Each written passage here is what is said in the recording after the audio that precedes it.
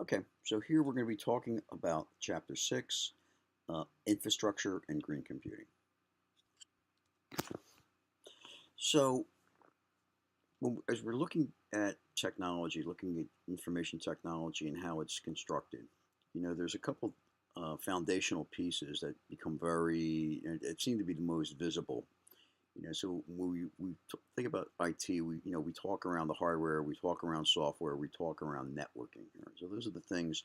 And as we've talked, and as we've covered, throughout the course, there's other pieces um, that are out there as well. So we talked about this idea of business processes and application functionality, and basically those are the other pieces that combine together. But in this section right here, we're going to be talking about the the infrastructure and this idea of an MIS architecture. So when you define an architecture, the definition of an architecture is it really is a detailed blueprint of something. So it's not limited to technology. An architecture of a building or of a city, it's a detailed description of what are the component parts and how those different parts interrelate to each other. So when we talk around the IT infrastructure, the IT infrastructure is just that. It's that combination of it's a description, a model of all of the different technology components, hardware, software, network, how they relate to one another, how they work, basically the all of the pieces. All right. And the idea of the idea of the implementation, what does infrastructure do? What is infrastructure for? It's really, it's deployed to support growth, operations, and profits. All right. So it's a supporting role, though. Even though it's supporting, it's the enabling role. It's the thing that makes things happen. So it's highly important. And sometimes in a lot of cases it gets more, maybe sometimes it gets more visibility, to the detriment of things like business processes or the other or other dimensions of it. But it's highly important. It should not be underestimated. So this idea from the MIS side, the MIS infrastructure, what you really is a collection of plans to build, deploy, use, share data processes and MIS assets. As we said, our fundamental pieces here, hardware, software, network. Data is part of the overall architecture, but if we talk around kind of the technology per se, usually hardware, software, and network are kind of the core technology components. And then there's a couple different ways these things can be deployed, can be implemented. Um, the model that we see, probably the most common model now, and really is the basic model of the internet.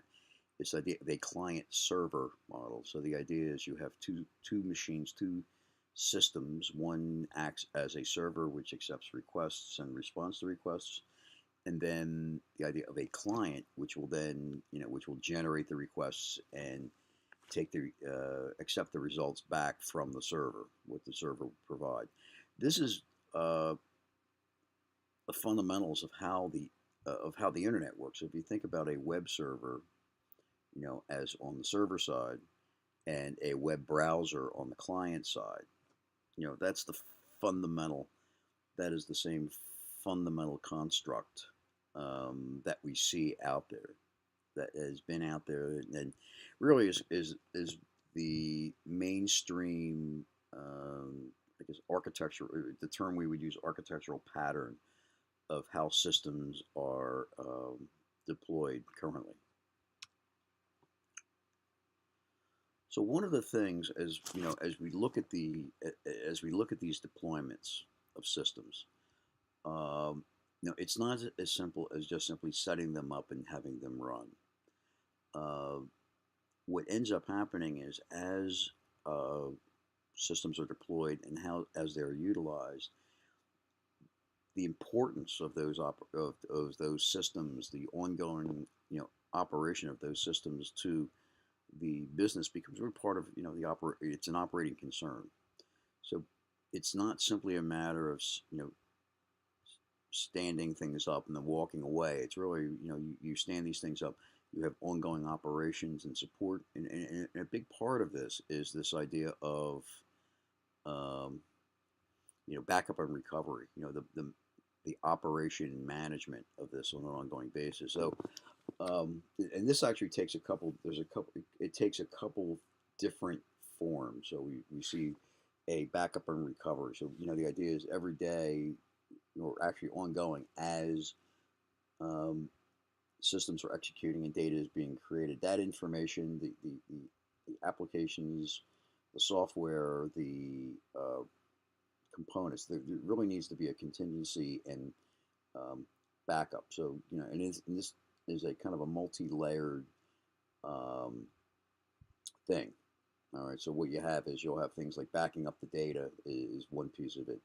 Uh, Having backup systems and available systems that you can switch over to in case of a problem is another layer of it. Being able to distribute that across multiple operations and developing contingency plans around this is another layer. So you've got it's a pretty, when you take on the implementation of a computer system and you make your business operations dependent upon this stuff, it is incumbent to be able to back things up and be in position to restore services in case there is a disruption of a technical operation.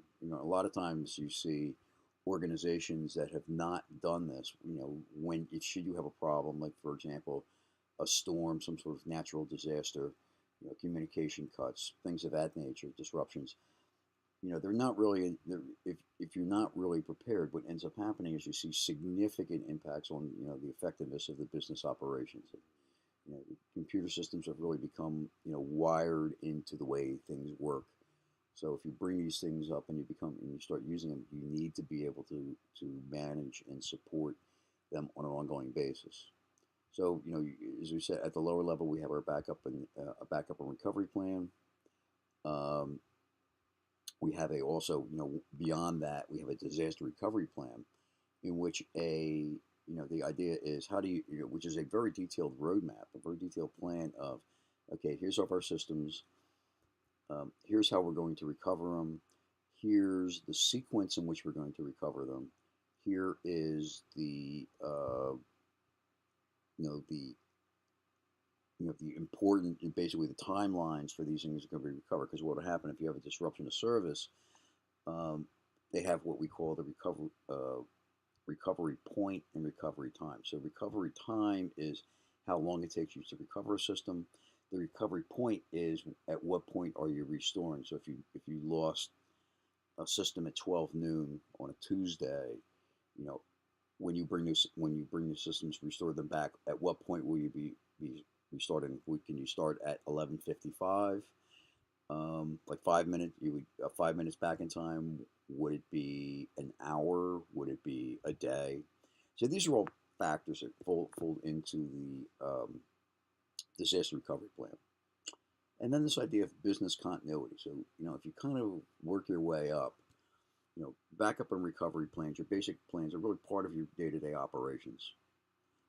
Your disaster recovery plan is part of a auditable uh, contingency plan that that organizations are you know establish and test on an ongoing basis to be able to prove you can restore systems.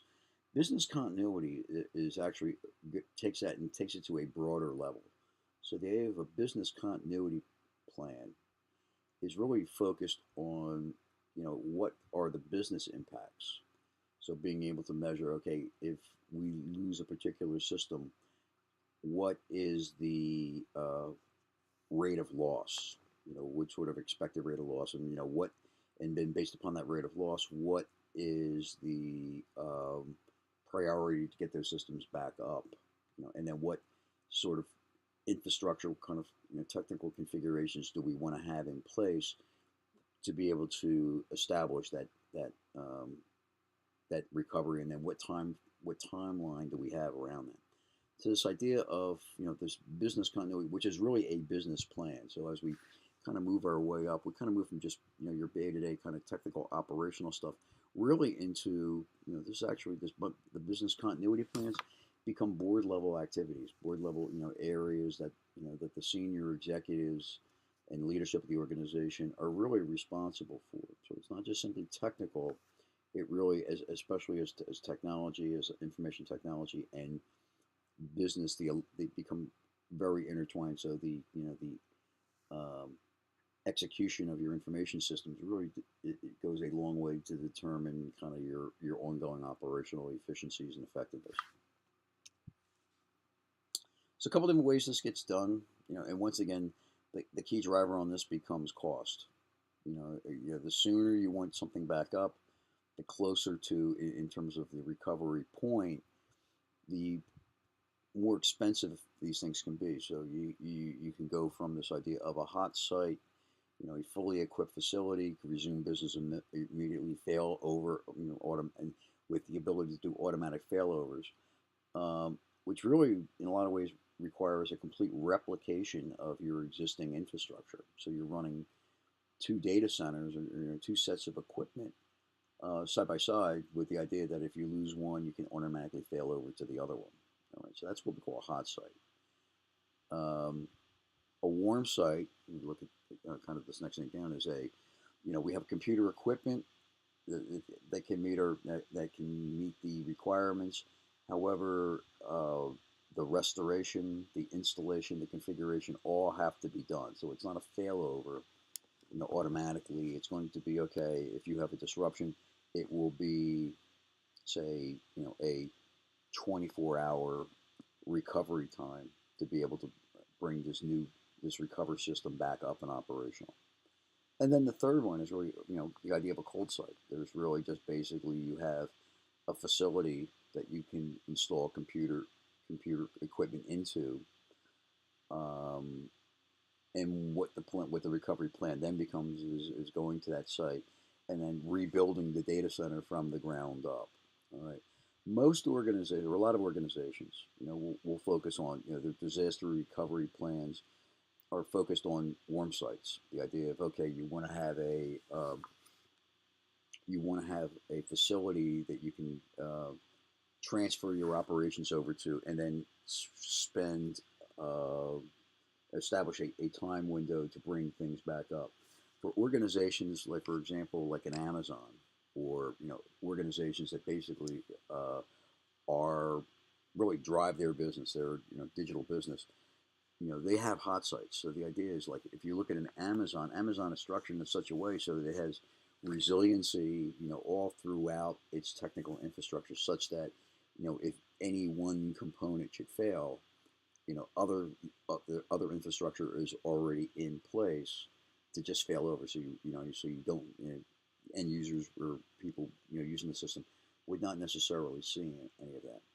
But all of these different alternatives, scenarios, really, it's a business decision to establish, what is the strategy, what are the requirements from a business side, to say, okay, do we make the investments in a hot site? Is it justifiable to have that in terms of business, in terms of the business, or can we get by with a warm site, or conversely, can we just simply go to a cold site?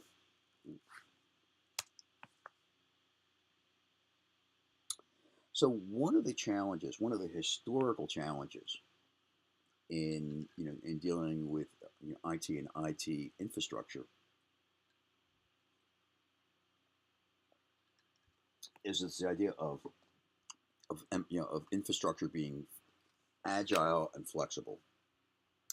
Traditionally, IT systems are not particularly flexible. I mean, the infrastructure themselves, especially, like, if you go back to the mainframe days, basically you had one large system, and if that system was rendered unavailable, the cost of these types of systems were such that you really couldn't afford to buy two or three of them, and then the amount of effort it would take to set these things up was pretty substantial. So it would take multiple days being able to acquire equipment, be able to go through the configuration process.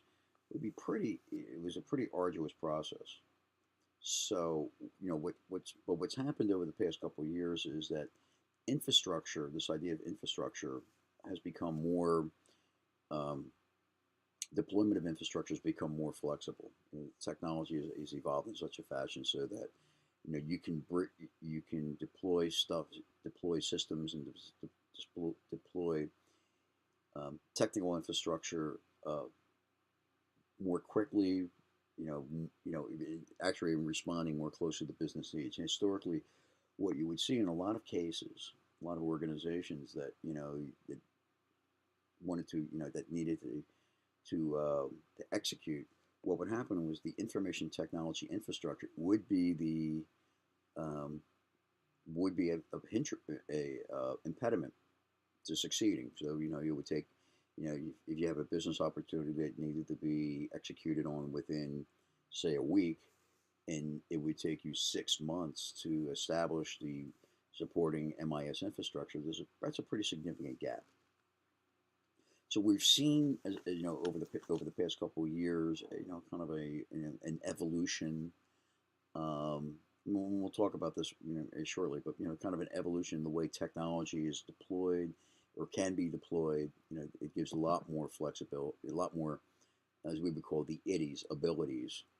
So where I call them the IDIs, which are really the characteristics. There's certain key characteristics of how we would describe an agile MIS infrastructure. So that's accessibility, availability, maintainability, and flexibility, portability, reliability, scalability, and usability. So as we've seen systems have kind of evolved, we've moved away from the centralized one system per organization to a networked um, collection of systems and infrastructure, which can be restructured and deployed more quickly, um, with uh, the ability to make changes more dynamically, to be able to have much higher reliability because you don't have single points of failure. All right, and the simplicity. The example I always like to use with the internet. The internet. You look at the size of the internet. Part of the reason the internet is able to scale the way it has because it has the flexibility. It's relative. It's a relatively simple um, architecture. It's designed to be scalable and designed for to be usable and reliable. So it has kind of those attributes within it. So some of the stuff's a lot of what we're seeing is kind of the evolution to a more agile MIS model, infrastructure model. To some degree, it models along kind of the what we see has seen with the internet and kind of how that works. So one of the challenges, and especially for people who are running IT in an organization, is the the impact of, and we've seen this on an is kind of on a ongoing basis, becoming more and more visible, of technical infrastructure and the impacts of in terms of the environmental and we call green computing. If we look at, we talked about Moore's law, which is, the observation that computing, you know, doubles every, chip performance per dollar doubles every, 18 months or so. All right. What that means is, it means a couple of things. Number one is that every 18 months, systems become faster, cheaper, of which you can do more capabilities and do more stuff. Um, However, what it also means is that computers are basically disposable assets.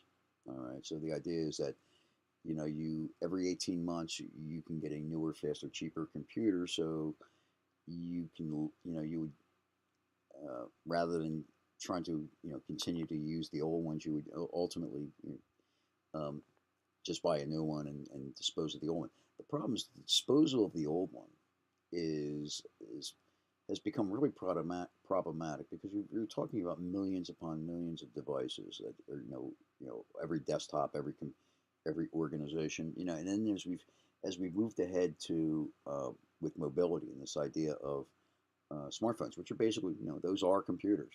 That number of those, the numbers of devices that are deployed, um, just has grown, astronomically, and they still have that same characteristic. Like every 18 to 24 months, the tendency is, okay, you buy another computer and you get rid of the old one. So the challenge is from a social responsibility perspective is that you really need to manage this stuff in such a fashion so that you want to minimize damage to the environment, and and recognize and understand that from an organization's perspective, there's a responsibility associated with the management of those information technology assets in terms of for the full life cycle. So not only bringing them in, through their operation, but also through to effectively manage the disposal of those assets as they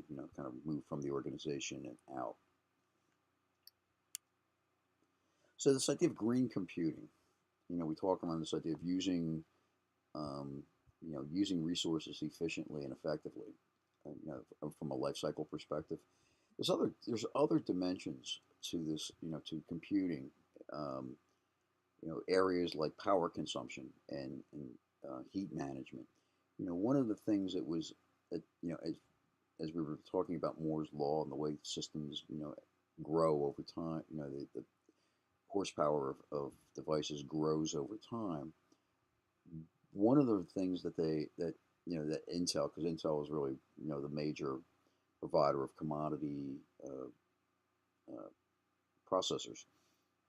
One of the things they did is basically one of the techniques they did to drive Moore's law is to basically make the clock on the processor go faster. So a faster clock means you can process things faster. Right. The problem is that as you accelerate the clock, you also increase the power consumption. So what you saw for a long while, as you looked at the power curve of machines going of server of processors, increasing in capacity and increasing in throughput and performance. You also saw a equal increase in the amount of power they use.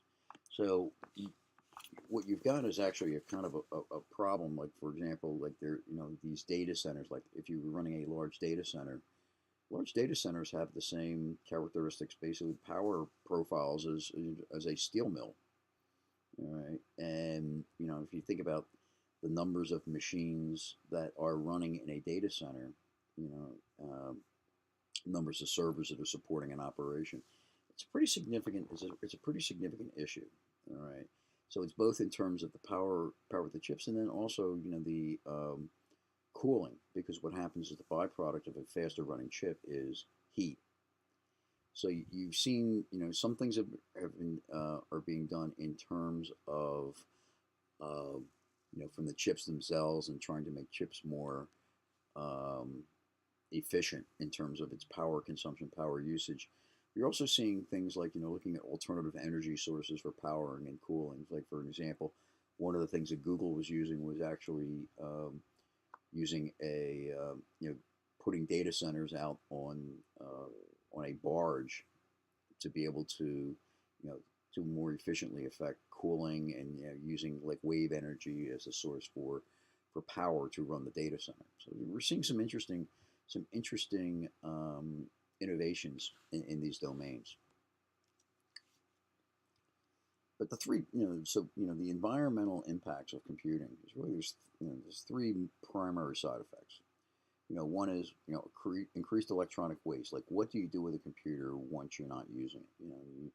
You can't just throw it away. You can't just dispose of it.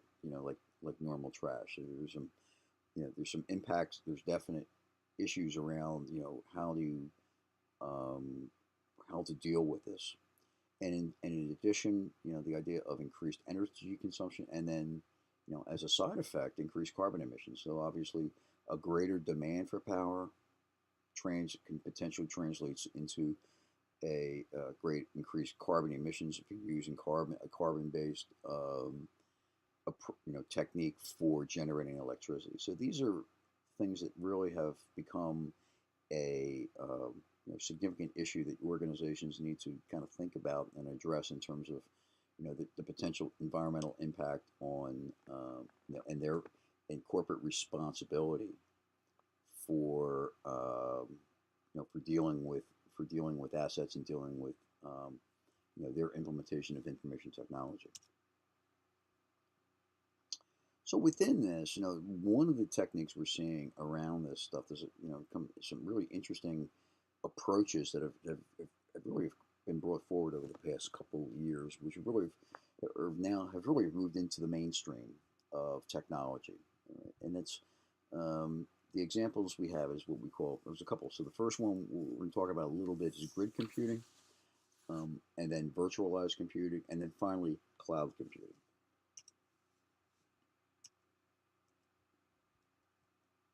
So this idea of grid computing, grid computing has been around. Really started in like the late '90s, and it was really the idea behind a grid computing is that you would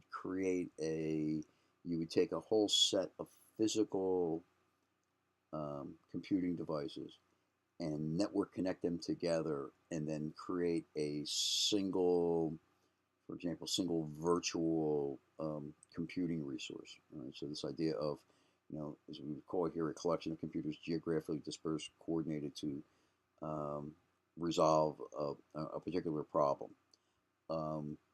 It's a very interesting concept. So the idea of being able to generate shared,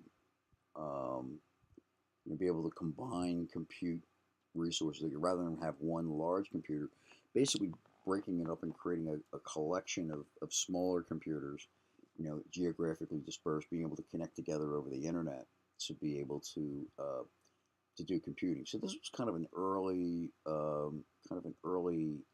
innovation that we saw in terms of being able to create like a virtual computing engine, right? And like the example, there was kind of an example here that where some of the stuff. There's a number of different examples. There was one, I think, there was the search for extraterrestrial life had a program where you could connect across the internet, and then they could tap into unused cycles on your machine to help do some of their analysis. Also, like with DreamWorks, they did the animation on Shrek 3. It was 20 million computer hours, which actually was distributed across, that workload was distributed across like 4,000 separate computers.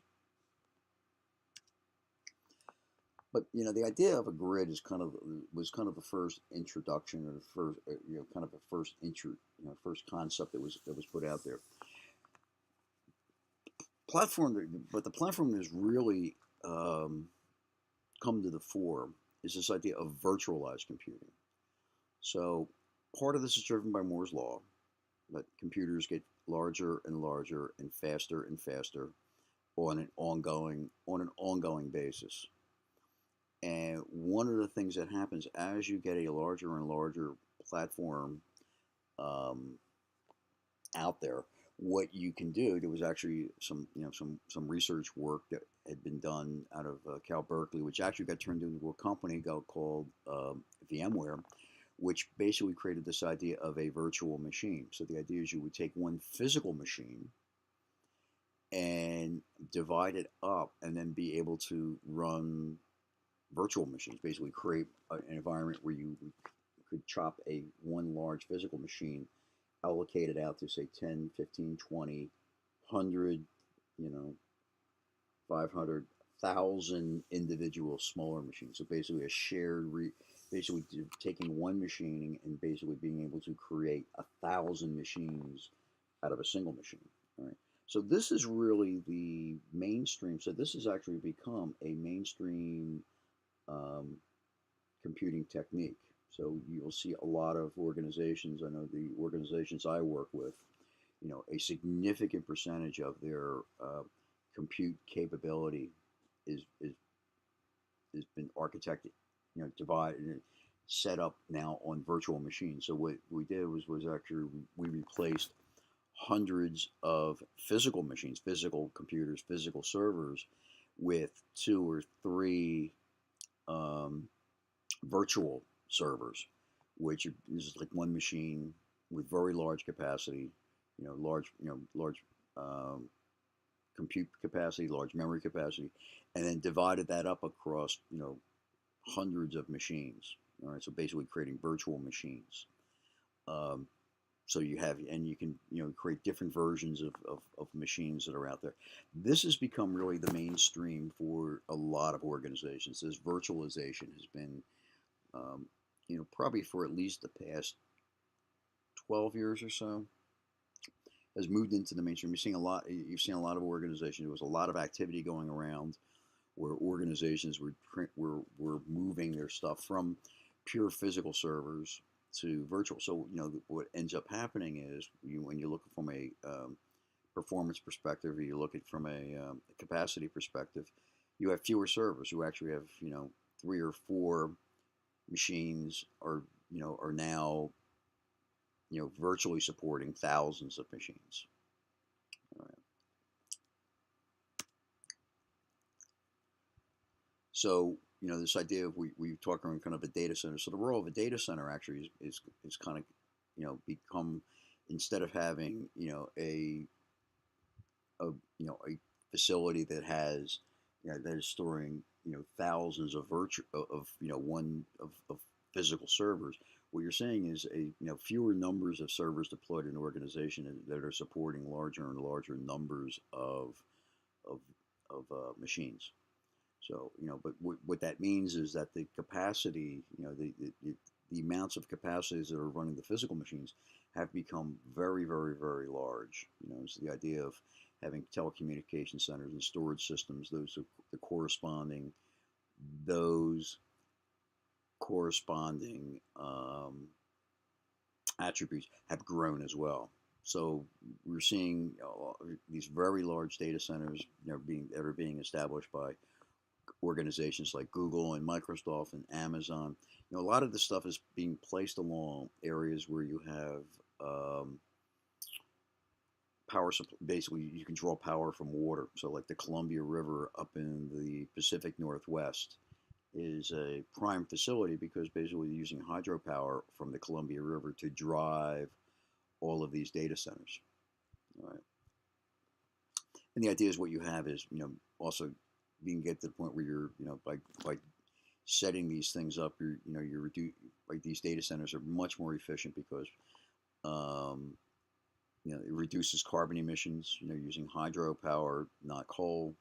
It reduces floor space, and you're focusing on like using cheaper cheaper land and electricity locations, deploying these data centers in places that are much more efficient in terms of costs and in cost in cost and operations. Which actually moves us to the next um, form of efficiencies, kind of the next form of innovations, what we call cloud computing, right, which basically builds upon the idea of having virtual machines, but adds the concept of accessing those virtual machines and those resources across the internet. All right, so what you'll see is these large data centers like Amazon. The two, I guess the two largest facilities or providers of cloud computing currently is Amazon and Microsoft. So Amazon calls its offering AWS, Amazon Web Services. Microsoft calls its service at Microsoft Azure. Right? But basically, what they do is they are in the business of providing virtual machines and storage across the internet. So the idea is you can go onto these systems and in effect create your own data center, virtually create your own virtual data center across the internet just simply using a browser, which is and what we've seen is over the past 10 to 12 years is the ability. We've seen organizations have demonstrated the ability to build and maintain and sustain very large technical operations on these cloud computing platforms. All right. So, to give you an example, probably the best example right now is Netflix. Netflix runs all of its operations, of how it does its its movie distribution across the internet. All of the facilities, all the technical facilities, the infrastructure it uses to do that, it runs on AWS, Amazon Web Services, which is Amazon's cloud provider. So that is the scale. You can run systems, at the scale of an organization like a Netflix, using cloud computing. Right. So once again, this is another area where we're seeing, the advantages around this stuff. A lot of this stuff goes around sustainability because instead of having each organization having to buy its own, physical servers and deploy its own physical servers with the, associated power consumption and, you know, disposal issues. By going to cloud computing, organizations can do this, can basically have access to, much more flexibly be able to stand up technical infrastructure as they need it, to dispose of it without necessarily having to go, do this stuff through physical deployments. So a couple of the characteristics we see in these cloud models. So one thing to remember about the cloud platforms that are out there right now, like Azure and AWS, they are product offerings. So they are designed and implemented and managed for profit by their respective organizations. So there's not, AWS is not the same thing as the internet. All right. So AWS is a product that is designed and sold by Amazon as opposed to the internet. It uses the internet. It actually, one of the key characteristics of cloud computing is it runs on the internet. Right. In addition, some of the other characteristics that these things will have is, as we say, multi-tenancy. So it's a single instance of basically that single server that is divided up into different virtual machines. It can, it's not dedicated to one individual customer. One machine can be allocated across multiple organizations, multiple customers, multiple. Now, not every organization,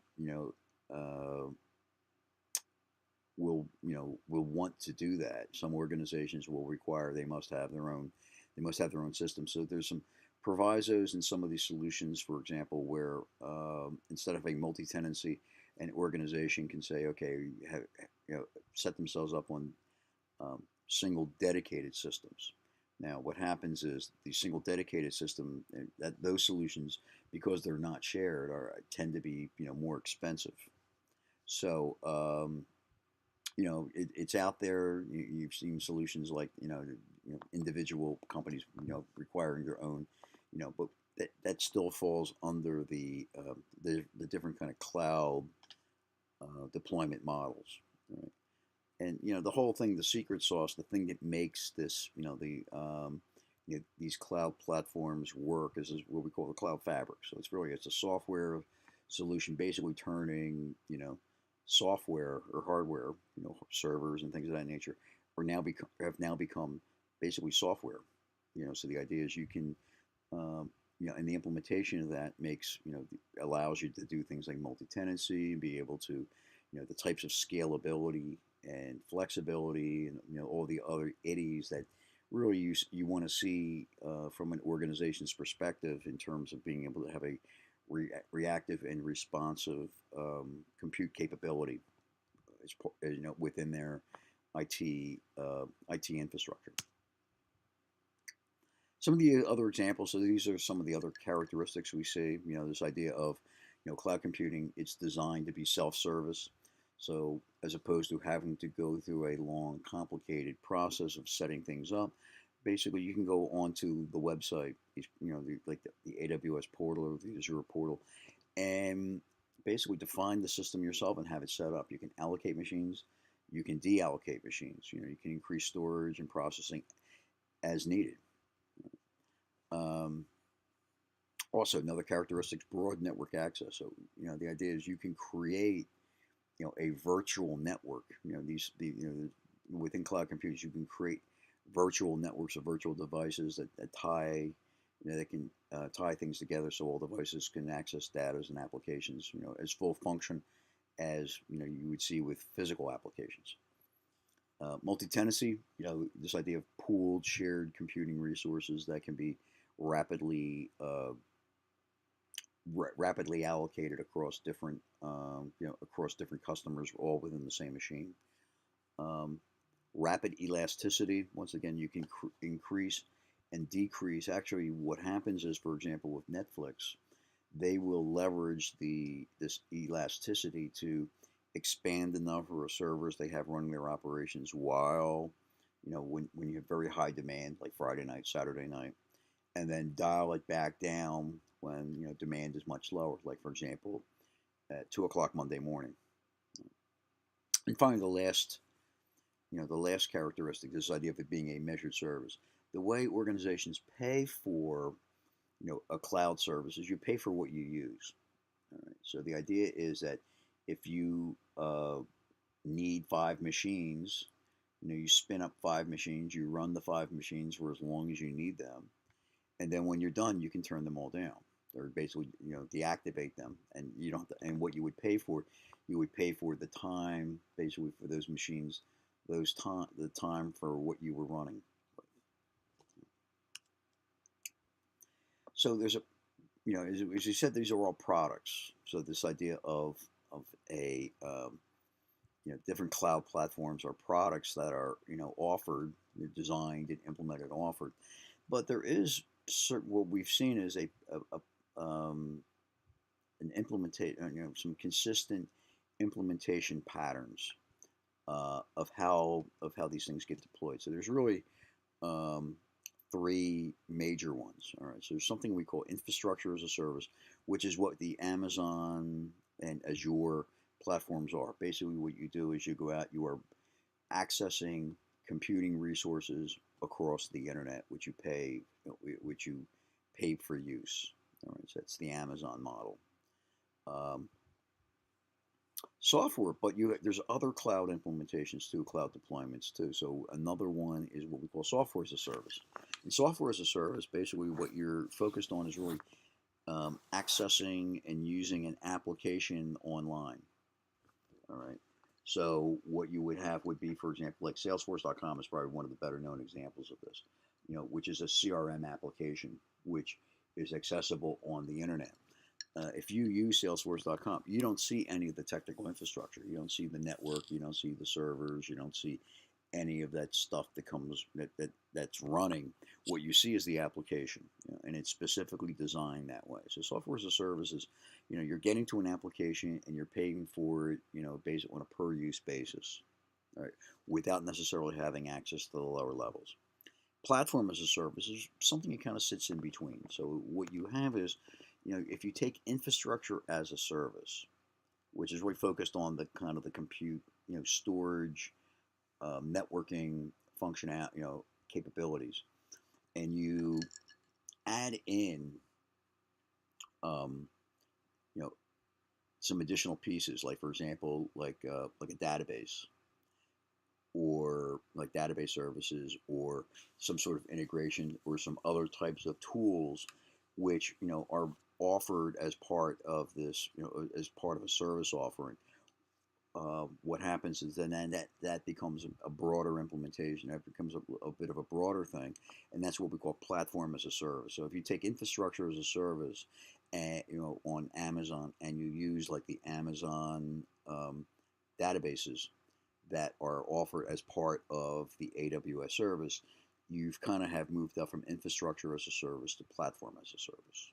All right. So, and once again, same characteristics. It is you pay per use, on in whatever the billing algorithm is that's defined by by the cloud provider.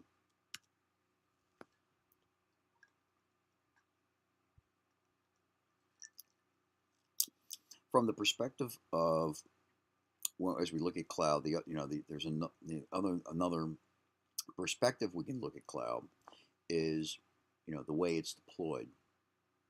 All right. So there's really four. So this is actually both these definitions here, IaaS, SaaS, and PaaS, as well as these four deployment models are defined actually by the National Institute, NIST, National Institute of Science and Technology, which is a U.S. government agency, which has done a lot of work around kind of defining, or around defining standards in technology, uh, defining standards. So as they have looked out and looked how organizations have deployed clouds and created clouds, what they see as a consistent pattern or a pattern of implementation. So the four that's out there is, what we call public cloud.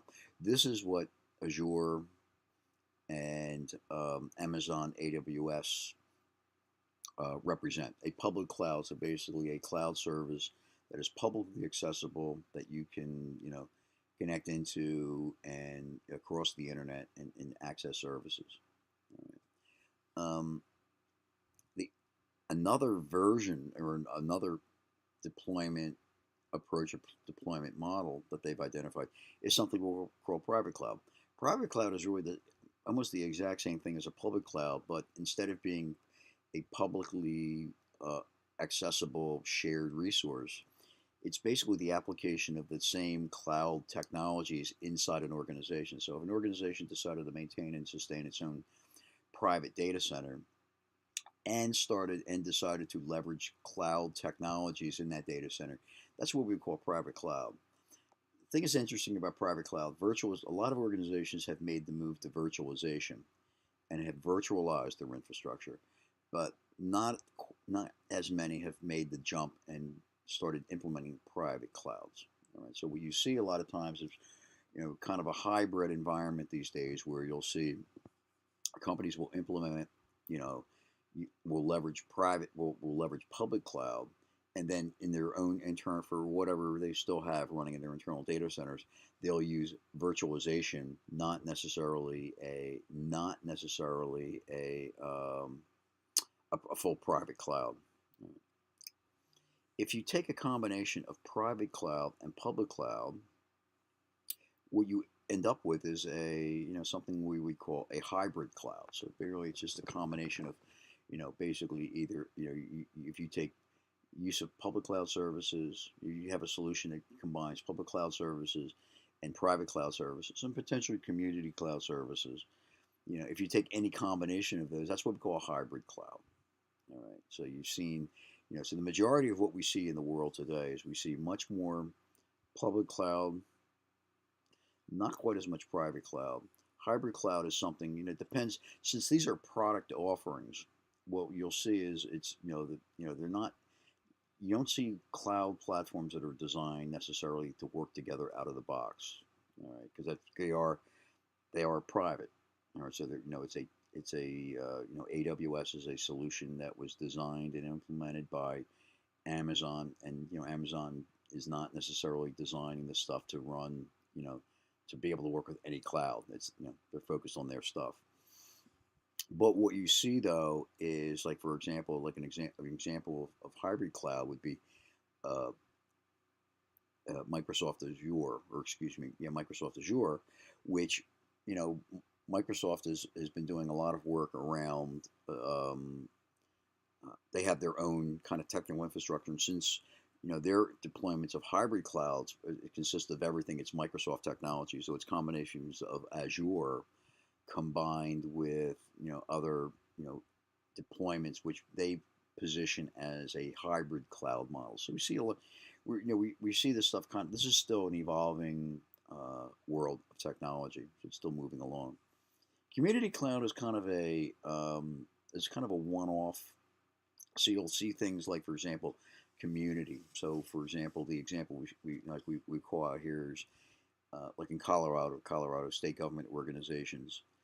They've created their own private cloud across different organizations. So that deployment model we would refer to as being a community cloud.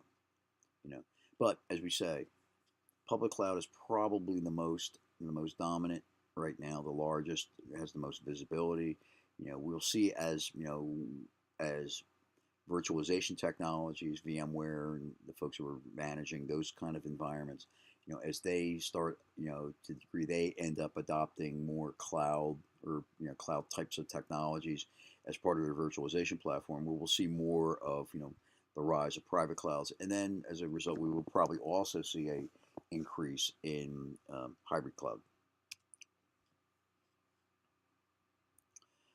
So this idea of basically using cloud computing is it simplifies the compelling argument around this. It simplifies deployments, because what happens is you no longer if you're using a cloud, you no longer have to stand up and run and operate all the technical infrastructure, which can be pretty significant. The complexities of large complex data centers with lots of computers and networking and security, it represents a pretty significant cost, because not only are you buying the hardware, the deployment of the hardware, the operation of the hardware, basically the teams of internal resources or consulting resources that are necessary to kind of put this together. So so traditionally what we had seen is things like ERP systems and CRM systems. You usually saw those, kind of first generations, and all through the 2000s. Those were deployed as on-premise, on hardware, company-owned hardware, with internal internal teams of employees managing them. What we're seeing now, though, is this evolution towards kind of getting away from that model. And bit by bit, we're starting to see the introduction of cloud technologies, into ERP applications and other and other types of enterprise platforms. Um, Probably the one, as we had mentioned earlier, the one that's probably most noteworthy, the one that's made the most, probably the one of the biggest, movement forward in this field would be like Salesforce.com, which is a CRM application which is deployed 100% on the cloud. So if an organization was to move ahead with a Salesforce.com, you don't have to buy the computers, you don't have to set up the systems, you don't have to deploy the software and do all of that do all the heavy lifting with the infrastructure. You can basically just log. It's not quite as simple as just logging onto it, but you take a lot of the complexity of the technical infrastructures and all of the overhead that is associated with that. You take all that stuff out. All right. Plus, also we're seeing ERP as it continues to evolve is the architecture, the internal architectures, technical architectures of the ERP systems is also changing. So we're starting to see things like, for example, distributing applications and kind of next generation virtual machine models and things like that, which are gradually having impacts on these things. Now this is still an ongoing, not necessarily rapidly moving, force, primarily because organizations have already gone through this effort, and have really a sunk cost in their the technical infrastructure that they're deploying these things. Plus, also, these systems are running 24/7, so the window you have to be able to make significant changes is pretty limited. So we're seeing more of the but we are seeing alternatives to these different kinds of models. This idea of a two-tier ERP architecture, kind of an on-premise ERP, and combined or aligned with a cloud ERP is an implementation model we're starting to see being defined. And once again, that is kind of consistent with what we're seeing around the simplicity, kind of developing a more efficient and effective deployment model for enterprise applications. So kind of as we see right now, the multi-tiered architecture, ERP systems, single package, large complex systems, which is the norm. this kind of evolution towards different types of these are technological. Some of the stuff we see here are technological implementations or technological trends like service-oriented architecture and microservices are newer kind of approaches that are gradually coming into play with this stuff. And that is everything for chapter 6.